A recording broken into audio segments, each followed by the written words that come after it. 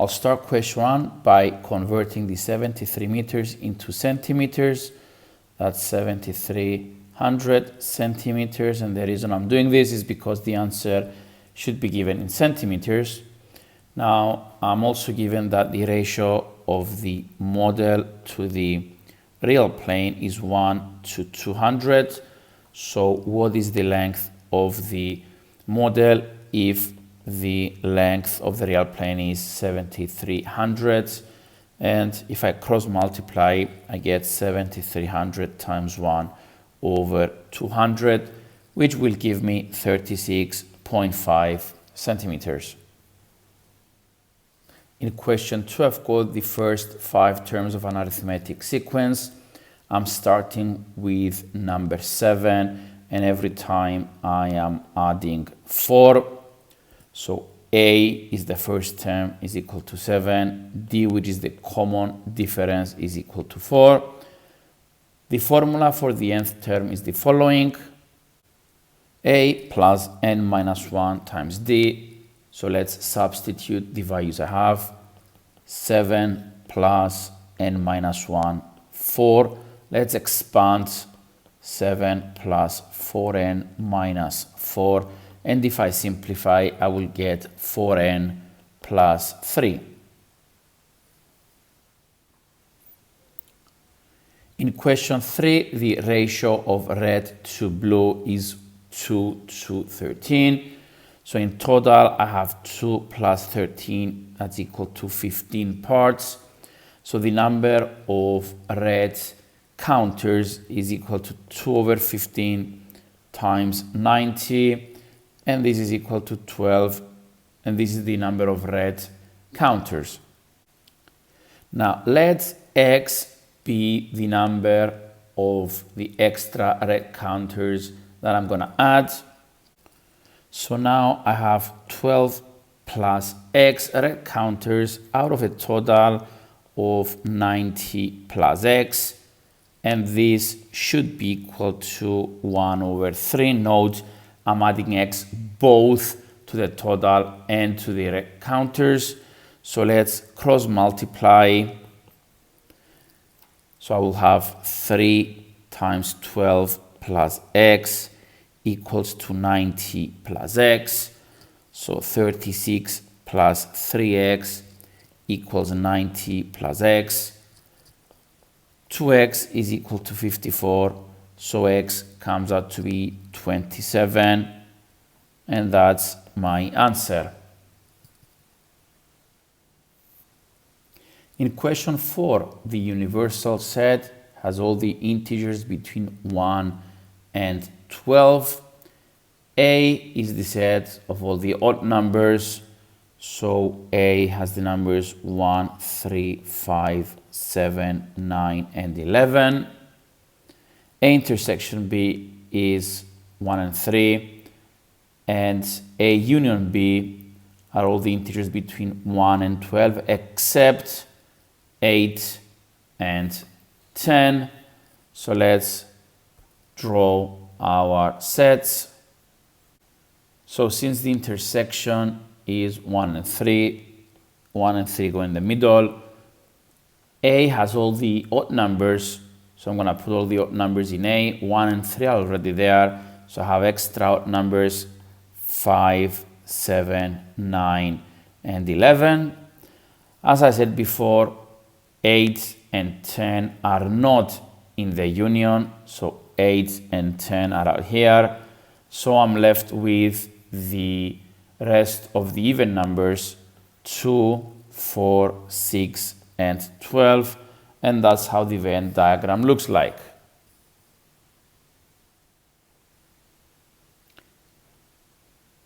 In question 5, I'll start by drawing one of the tiles on the side. Let x be its length and y its width. So 67 is equal to 2x's and 1y. And the 123 is equal to 4x's plus 1y. So now I have two equations which I'm going to solve simultaneously.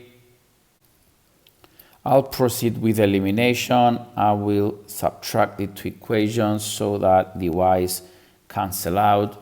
So I've got 2x's is equal to 56. So x is equal to 28. Then I'm going to substitute the x into one of the equations. I'll select the second one. So 2 times 28 plus y is equal to 67. Y comes out to be 11. So in order to find the shaded region, you can either find the area of the whole rectangle and subtract 12 tiles, or proceed with the method that I will, find the length and the width of the shaded region.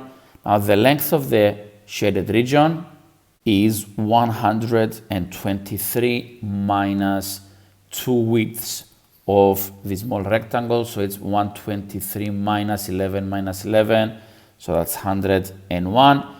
And the width of the shaded region is 67 minus 2y, so 67 minus 11, which is 45. So the area of the shaded region is 101 times 45, which gives me 4,545. To find the highest common factor of these two numbers, I'll first express them as products of prime factors. So 96 divided by 2 is 48, divided by 2 is 24, divided by 2 is 12, 2 again, 6, 2, 3, 3, 1.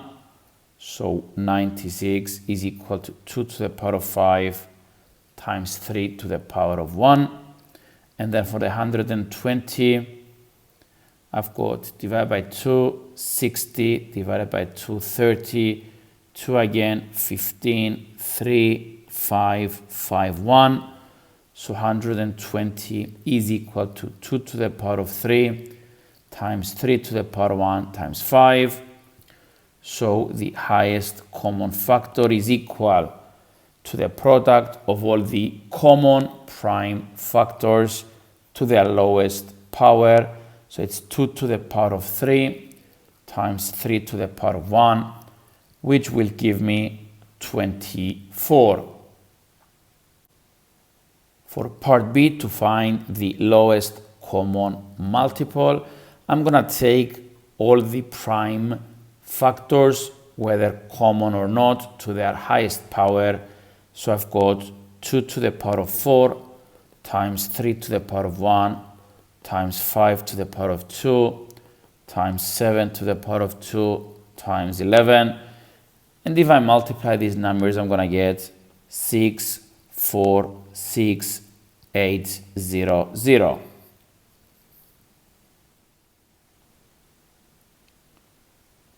In question 7, part A, I have a compound interest rate of 2.3%, and this means that my multiplying factor is equal to 102.3 over 100, which is 1.023. So I'm going to take my original amount, which is 8,500, and multiply it by this multiplying factor. Since I've got 3 years, it's going to be to the power of 3, and the amount comes out to be 9,100. In part B, I've got two multiplying factors. I've got an increase by 15%, which means that the multiplying factor is equal to 115 over 100. That's 1.15. And then I have a decrease by 8%. This gives me a multiplying factor of 92 over 100, which is 0.92. So the original amount, let's call this x, times the two multiplying factors should give me the final amount, which is 687,700. So the original amount is equal to the final amount over the two multiplying factors. And if you put this on the calculator, you will get 650,000.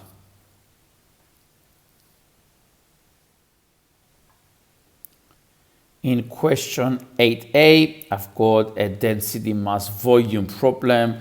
Now the formula says that density equal mass over volume. If you don't remember this formula, let the units guide you. The units of density are kilometers per meter cubed. Kilometers are the units of mass. Meters cubed are the units for volume, hence density equals mass over volume. So 0.65 equals to 3.5 over the volume. So if I cross multiply, I'm going to get volume equals to 3.5 times 1 over 0.65, which gives me 5.38 meters cubed. In part B, I need to change a speed of 630 kilometers per hour to a speed in meters per second. So I've got 630 kilometers over 1 hour, which means I've got 630 times 1000. These are meters. And then 1 hour times 60 times 60 will become seconds. And if I do this on the calculator, I'm going to get 175 meters per second. In question 9, I have to solve these simultaneous equations. I can do that either by elimination or substitution. I'll do this using both methods.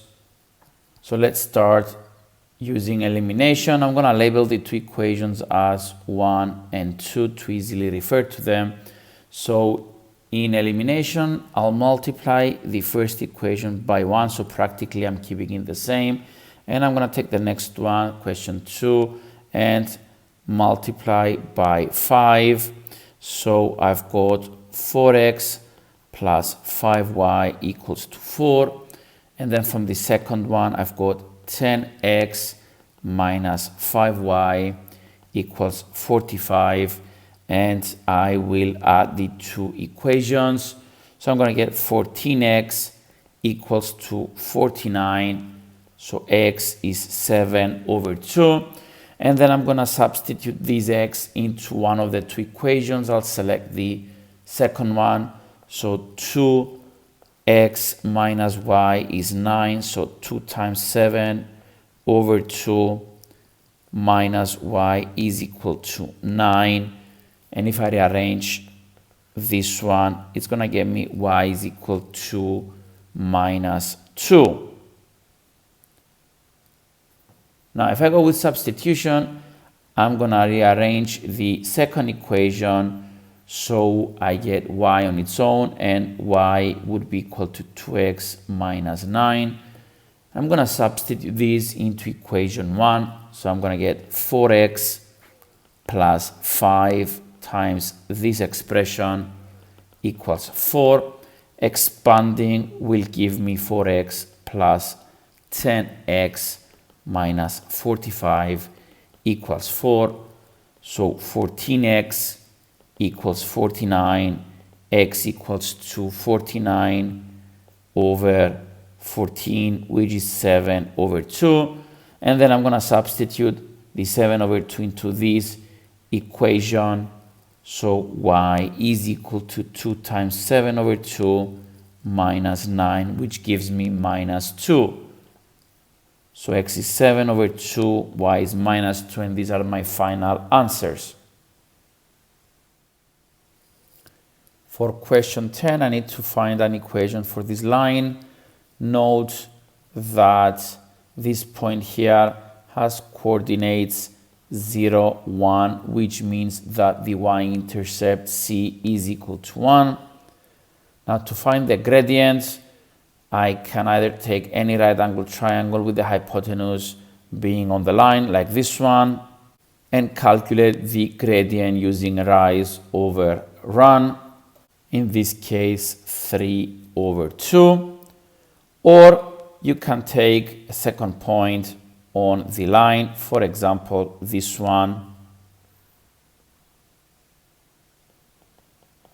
and use the formula m equals y2 minus y1 over x2 minus x1, and substituting the values gives me 4 minus 1 over 2 minus 0, which is again 3/2.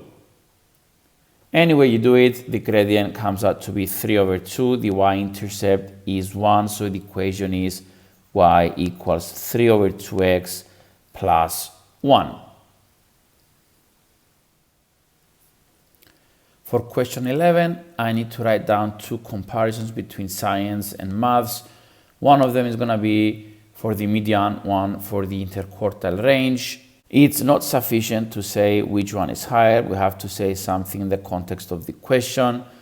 So let's begin. For the first one, let's say the median is higher for science. And now let's explain what this means. So students performed better in science. For the second comparison, I'm going to say that the IQR is lower for maths. And I will explain this by saying that students were more consistent in maths. Note that the reversed statements would still give you the marks. For example, the median is lower for maths, so students performed worse in maths. And for the second one, the IQR is higher for science, so the students were less consistent in science.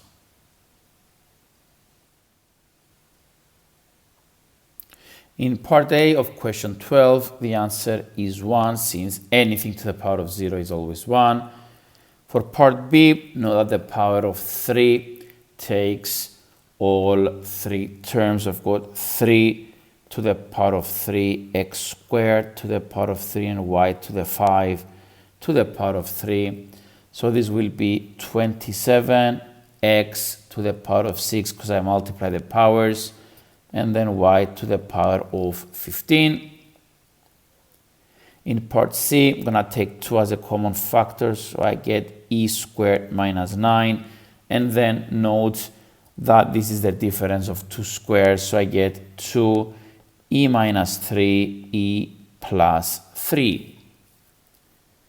In part D, I need to make r the subject. Note that I've got r at 2 different places.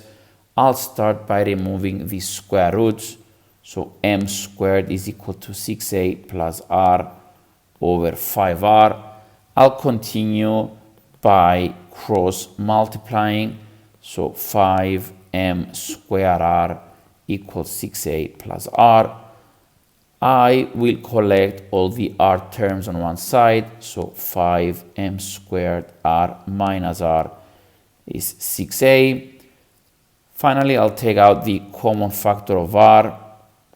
I'm going to be left with 5m squared minus 1, which I will then take to the other side by division. So my final answer is r equals to 6a over 5m squared minus 1. Whenever I have a frequency table, the mean is given by the following formula. Now, sigma f in the denominator is the sum of the frequencies. So in our case, sigma f is 4 plus 13, 16, x, and 6, which gives me 39 plus x. And the numerator, sigma fx, is the sum of the column f times x. Now f obviously is the frequency, x is the number of mice, fx is the product. So 5 times 4 is 20, and I've got 78, 112, 8x, and 54. So the sum of these, sigma fx, comes out to be 264 plus the 8x. And if I put all these into my formula, I will get the following: 264 plus 8x over 39 plus x equals to 7 over 1. Let's cross multiply. 264 plus 8x is equal to 273 plus 7x. Let's take this x to the left, this to the right. So I've got x equals to 9.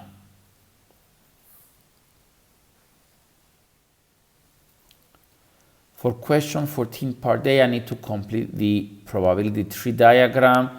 Now, the probability of winning and not winning should be 1, so the missing probability here of not winning is 0.65, and I should have this pair of values in the other branches as well.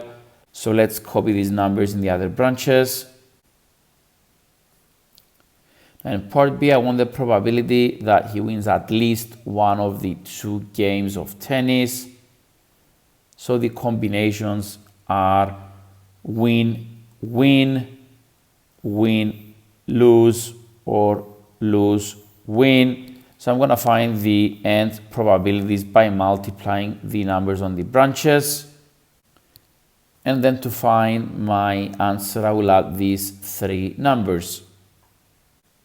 And this gives me 0.5775. Now, alternatively, I could have found the only probability that I don't want and subtract this from 1. It would still give me my final answer. In question 15 part A, I'm given a trapezium in its area, and I need to show that this equation is true. So let's start with the formula for the area of the trapezium. So 1 over 2 times 3x minus 2 plus x plus 5 times the height, which is 2x minus 3, is equal to 133. Now let's multiply both sides by 2 and at the same time simplify the first bracket. So 4x plus 3 times 2x minus 3 is 266. So 8x squared minus 12x plus 6x minus 9 is 266. Let's bring everything to the left and simplify. So 8x squared minus 6x minus 275 is equal to 0 as required. In part B, I'll solve this equation. Now I can do that in different ways. I can use factorization, the quadratic formula, or even completing the square. I'll proceed with factorization. So I get 4x minus 25, 2x plus 11 is equal to 0. So the first bracket will give me 25 over 4. The second bracket will give me minus 11 over 2, which I will reject. I can have a negative x. It's going to lead to a negative side of the trapezium. So my answer for x is 25 over 4, or 6.25 as a decimal. For question 16, I've got 2 shapes, A and B. A is the small one, B is the big one. Then the length scale factor is equal to K. So the area scale factor is K squared, and the volume scale factor is K to the power of 3. Now I know the 2 volumes, they are 405 and 960, so I can use these numbers to find K to the power of 3. So K to the power of 3 is 960 over 405. So K is the cube root of this fraction, which comes out to be 4/3. So now I can apply this to the area. I know that the area of B is 928. So in order to find the area of shape A, let's call this X, I'll just divide 928 by my scale factor squared, and this gives me 522 centimeters squared.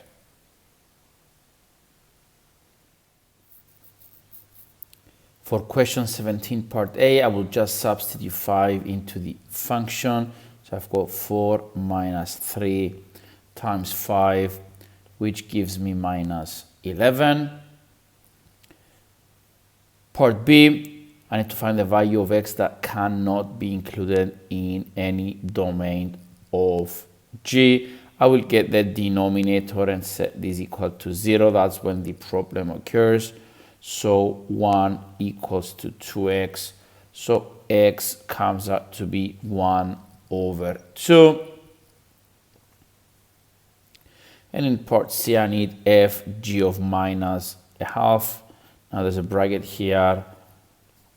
I'm going to first find g of minus 1.5. That's 1/1 minus 2 times minus a half. Comes out to be 1/4, and this will be my input into function f. So I get 4 minus 3 times this number, which comes out to be 13/4.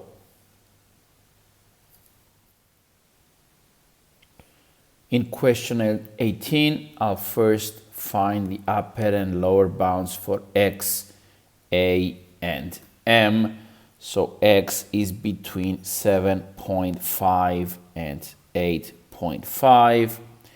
A is between 4.55 and 4.65.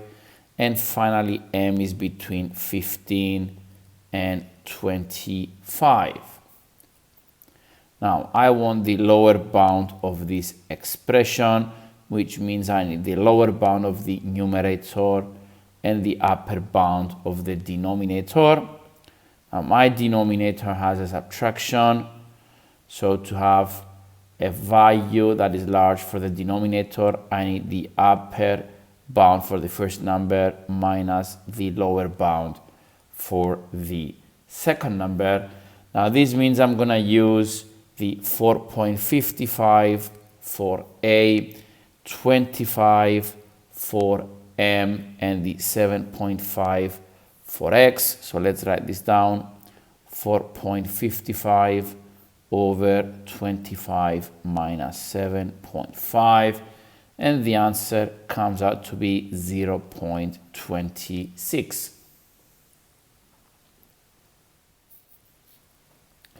In question 19, I'm given a histogram and I must find the proportion of people that waited longer than 20 minutes. To find this proportion, I'll find the area for more than 20 minutes and divide by the total area. The area of each bar is equal to the base times the height. So let's find the total area. So I've got 2 times 2.5 for the first bar, plus 3 times 4 for the second, plus 5 times 3.4 for the third one, plus 5 times 2.2 for the next one, and finally 15 times 1, and this will be 60. Next, I will work out the area for more than 20 minutes. This is equal to the area of the following rectangle. It has a base of 10 and a height of 1, so 10 times 1 is equal to 10. That's the area.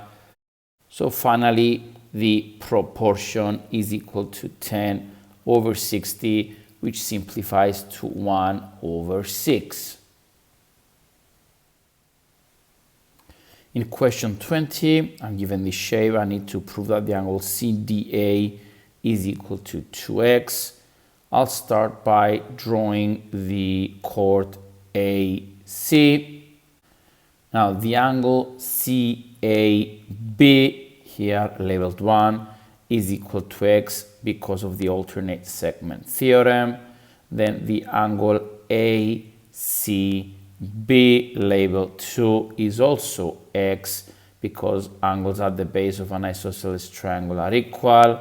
Then angle ABC, labeled 3, is equal to 180 minus 2x because angles in a triangle add up to 180. And finally, angle CDA, labeled 4, is equal to 180 minus angle 3 because opposite angles in a cyclic quadrilateral add up to 180. So let's go and write all this down. So CAB is equal to x because of the alternate segment theorem. Then angle ACB is also x because angles at the base of an isosceles triangle are equal. Step 3, angle ABC is equal to 180 minus 2x because angles in a triangle add up to 180 degrees.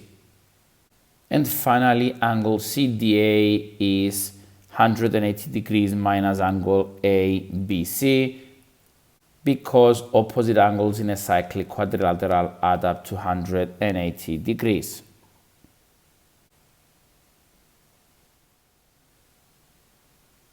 For question 21, I've got two lines.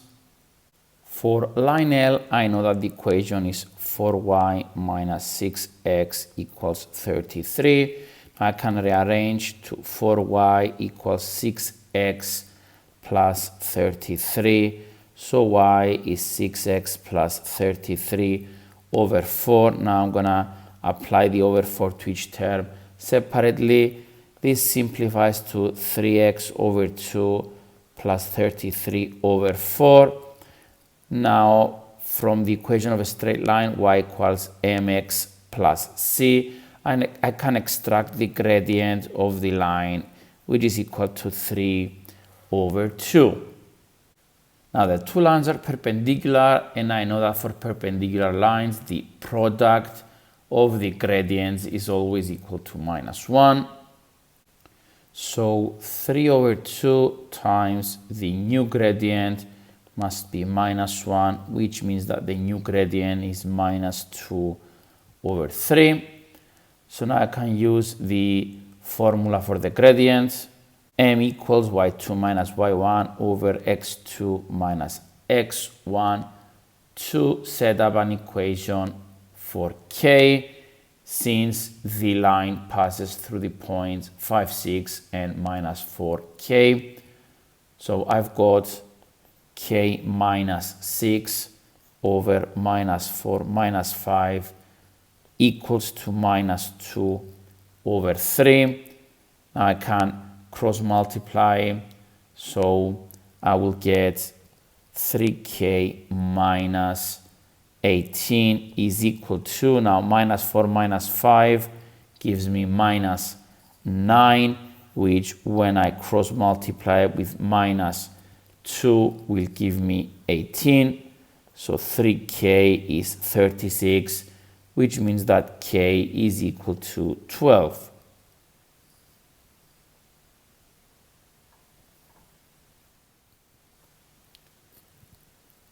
For question 22, I'm given that the area of the base of the cone 2, the total surface area of the cone is equal to 3 to 8. Now the area of the base of the cone is the area of a circle, so it's pi r squared. The total surface area of the cone is the circle, pi r squared, plus the curved surface area, which is given by pi r L. L is the slant height BV. Now this ratio is 3 to 8. I can write this as a fraction if I want. So pi r squared over pi r squared plus pi r L is equal to 3 over 8. And now I can cross multiply to get 8 pi r squared equals to 3 pi r squared plus 3 pi r L. I'm going to take the 3 pi r squared to the left. So I get 5 pi r squared equals 3 pi r L. I can cross out the pi's. I can cross out the r with one of the r's on the left. So 5r is equal to 3 times L. And I can get L on its own. So it's 5r over 3. Now to find the angle AVB, I can either work with the triangle AVB and use the cosine rule, or I can split the triangle into two like this. Let's extract this triangle and work with it.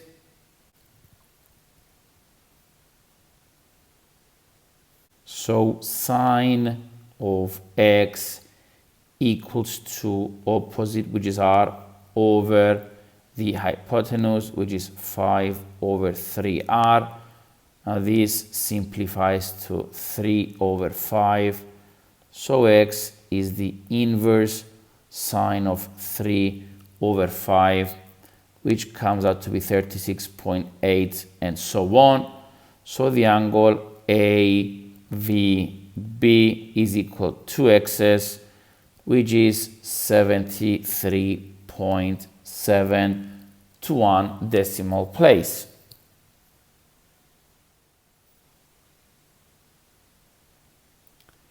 I'll start question 23 by drawing the trapezium and the two vectors given. Now I need to find BC. I'll need to find DC first, and to find DC I'll find A and B. So let's begin. A and B is equal to A and D plus DB. Now A and D is the reverse of DA, so I get 2 minus 3 plus DB, which is minus 1, 7, which gives me 1, 4. So now I'm going to find DC, which is 3 times A and B. So it's 3 times 1, 4, which is 3, 12. So now I can find BC,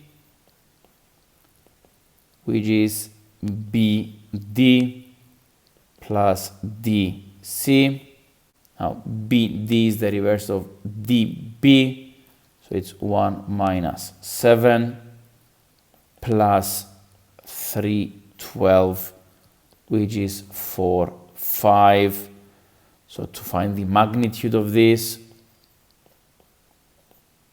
I'll use Pythagoras theorem. That's 4 squared plus 5 squared, which is equal to the square root of 41, which is the final answer.